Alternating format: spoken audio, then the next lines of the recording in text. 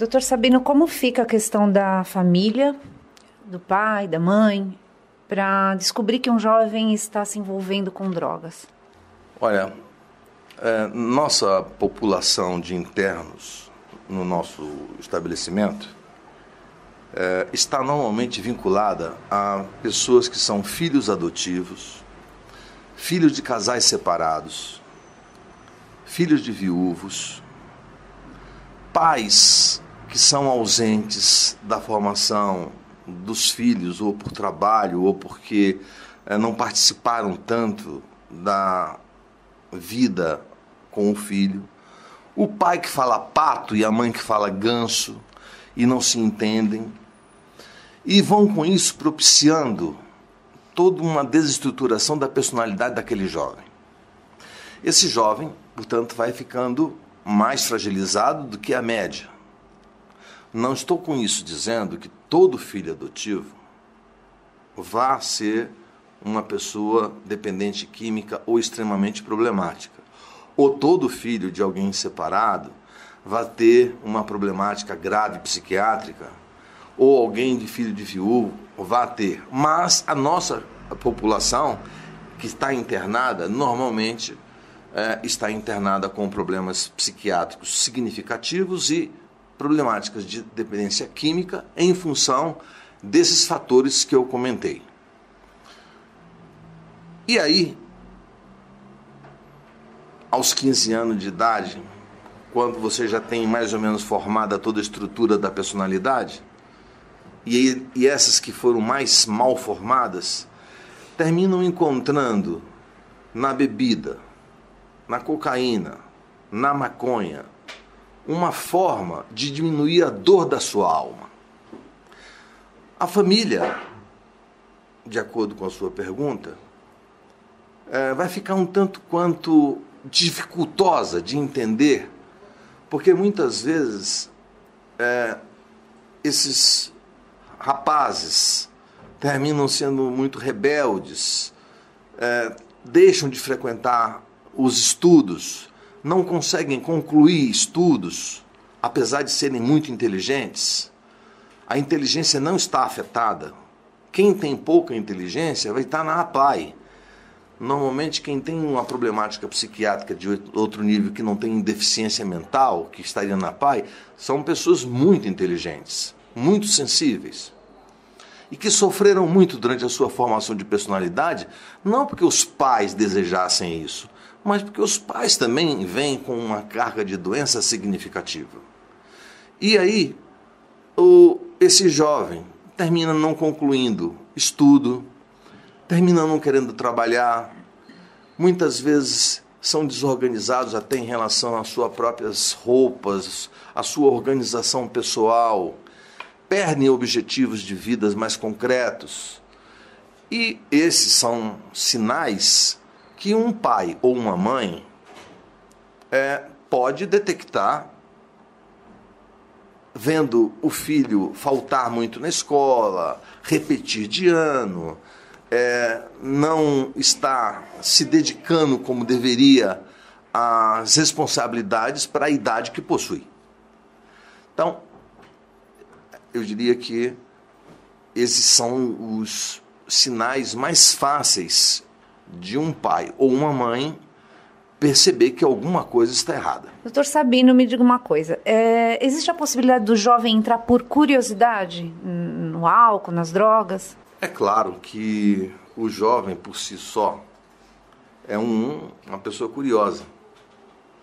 Entretanto, se a pessoa tem uma formação mais sólida e ele foi alguém que em algum momento participou por curiosidade, ele sai daquela situação tranquilamente.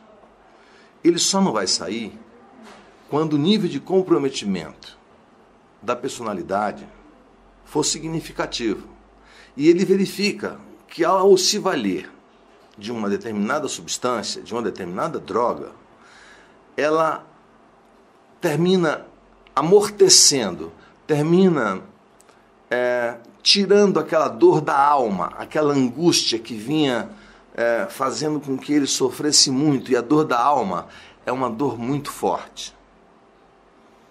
Eu sempre digo que o olhar é a expressão da alma. Se a pessoa está triste, o olhar vai ficar triste. Se a pessoa está alegre, o olhar vai ficar alegre. Ver os olhos das pessoas é uma maneira muito importante que a gente tem de conseguir entender como aquela pessoa está reagindo. Você consegue olhar para um outro e saber se ele está mais ou menos chateado, até pelo olhar, pelo semblante que ele apresenta. Dentro da sua pergunta de curiosidade, a resposta para ser objetiva é: se o jovem ele for bem preparado emocionalmente, não o isenta de ter problemas, mas ele terá na curiosidade um momento e sairá da situação com toda tranquilidade.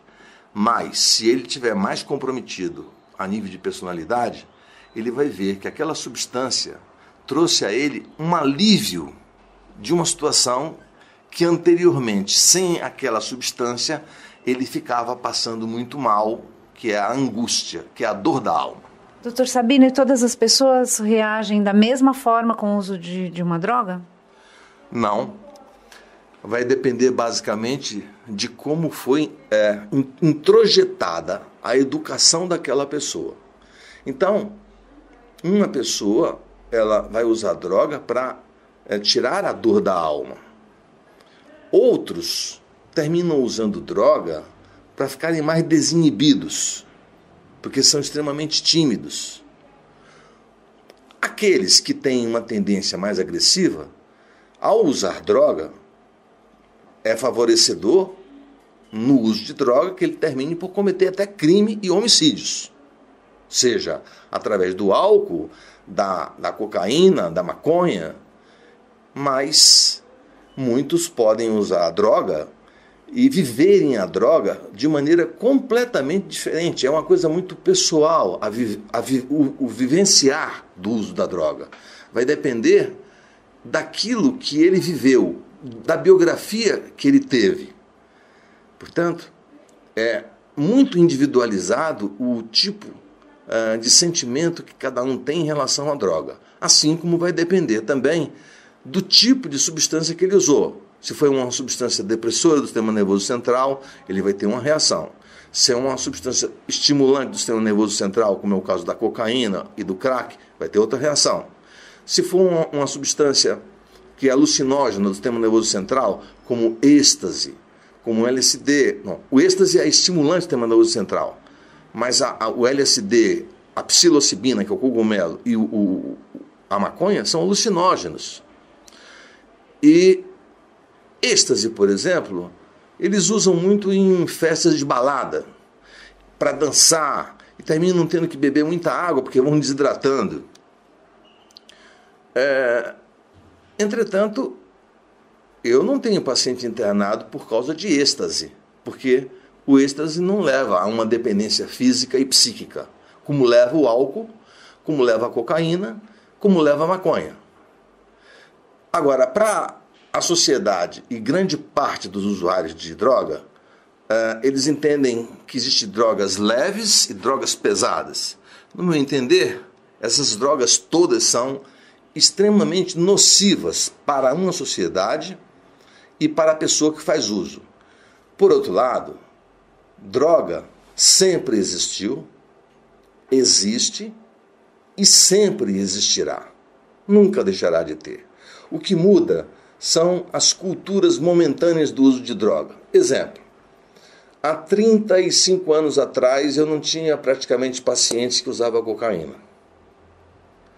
De crack, há 15 anos atrás eu não tinha pacientes que usavam crack.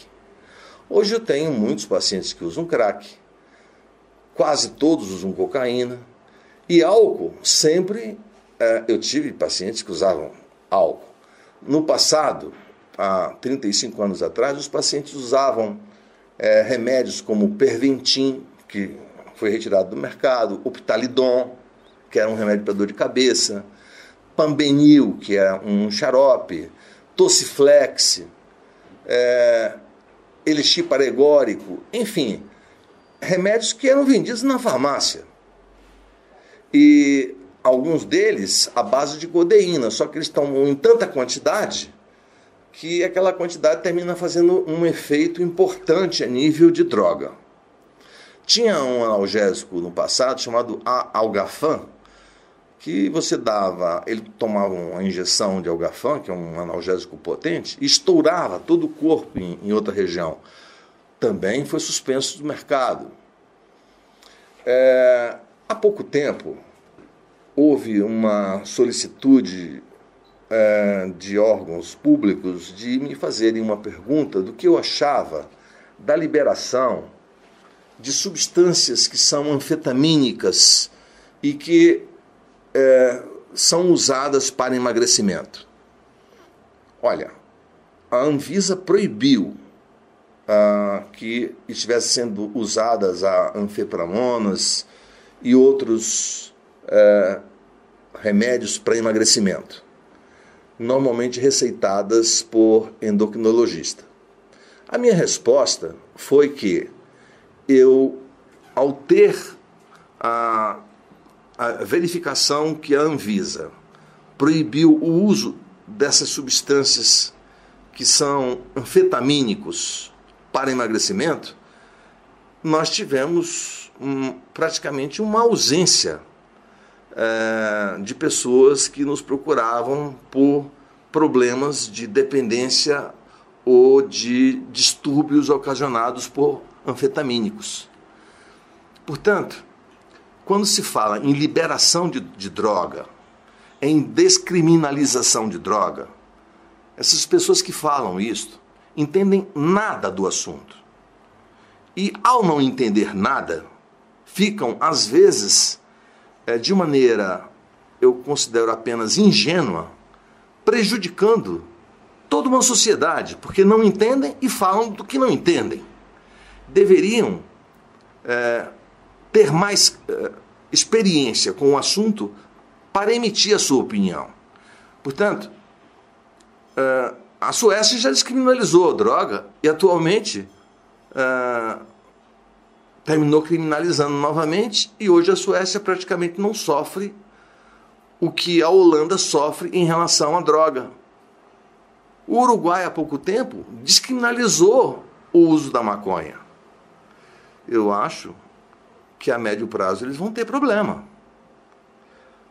Nos Estados Unidos, um ou outro estado permite até uma certa quantidade do uso de maconha, mas outros estados não. Eu acho que um especialista do assunto, ou um psiquiatra, dificilmente ele terá um raciocínio que seja de descriminalizar drogas e tornar, de alguma maneira, um uso, de certa maneira, lícito, como é o álcool. Por que o álcool é um grande problema mundial? Pela licitude, por se encontrar com facilidade. E, aliás, o álcool, na minha opinião, é a pior das dependências e aquela que mais ataca o organismo a médio e a longo prazo. Os pacientes que eu tenho mais debilitados são por causa do álcool. Se uma pessoa usar muita maconha, ele pode até ter surto psicótico, mas ele não vai morrer. A maconha não mata, mas a cocaína mata. E a cocaína vai criando microinfartos territoriais. E com isso esse infarto vai fazendo fibrose no coração. Muitas vezes uma pessoa pode ir a óbito por overdose de cocaína ou de crack. O crack é um subproduto da cocaína e muito mais potente que a cocaína. Age em poucos segundos e termina os seus efeitos também em poucos segundos. Com isso, uma pessoa termina usando muitas vezes um crack. Calcule que uma pedra de crack custa em torno de R$10. Só que eu tenho pacientes que chegam a usar 100 pedras de crack. Isso significa R$1.000 por dia. E eles costumam ir para um motel, onde a cada 4 horas estão pagando a virada do preço do motel. Então, em muitos momentos, eles, quando não aguentam mais, chegam a ligar para mim para que eu vá buscá-los,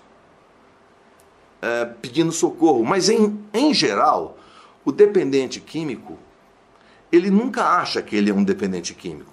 O outro ele não é. Assim como o doente psiquiátrico grave, que a gente chama de psicótico, ele, por não ter sentimento de doença, ele não acha que ele está doente. Ele acha que os outros é que são doentes e ele não tem problema. Isso faz parte da característica da falta do sentimento do psicótico.